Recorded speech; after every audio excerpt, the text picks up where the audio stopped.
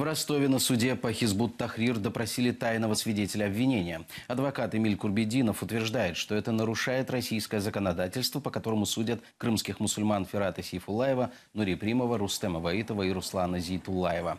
Ни следствие, ни суд не обосновали необходимость сокрытия личности свидетеля. Его допрашивали через аудиосвязь, голос изменили, хотя был слышен арабский акцент. Закон предусматривает допрос свидетеля без его визуального наблюдения, но не позволяет изменять голос.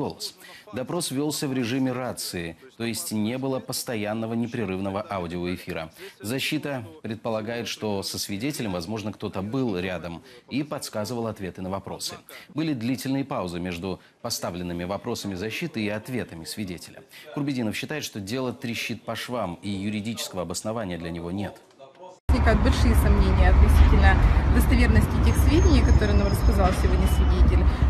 То, что мы прочитали в протоколе допроса в ходе предварительного судебного следствия, досудебного следствия он был допрошен, то, что мы сегодня услышали, это, конечно, разные факты, разные обстоятельства. По каким-то моментам они совпадают, но многие моменты не совпадают. Юридические перспективы здесь однозначны. Это дело должно развалиться уже сейчас, и этих ребят должны отпустить из-под стражи. А то, что это дело политическое, то есть я считаю, что результат предрешен. То есть, скорее всего, их будут признавать виновными, если не произойдет какое-то чудо. Да, и, скорее всего, всеми правдами и неправдами, да, будет обвинительный приговор. Я это исхожу из фактов сначала с досудебного следствия, когда нарушают свои права на защиту и на гласность и так далее, и так далее. И вот до настоящего времени. Вы посмотрите, вроде бы суд так лояльно себя ведет, однако суд пригласил 4 адвокатов по назначению, которые сидят на скамейке запасных. Как это расценивать? Я расцениваю это как давление определенное на защиту и на самих подсудимых. Я гражданам Украины могу только пожелать, чтобы они терпели те испытания, которые постигли их на сегодняшний день, которые мы проходим. Вот что я могу сказать. И все эти испытания, когда они закончатся и для них, и для нас. Я не рассчитываю на справедливость суда, я вам это сразу могу сказать. Этот суд будет необъективен, и дальнейшие суды будут необъективны.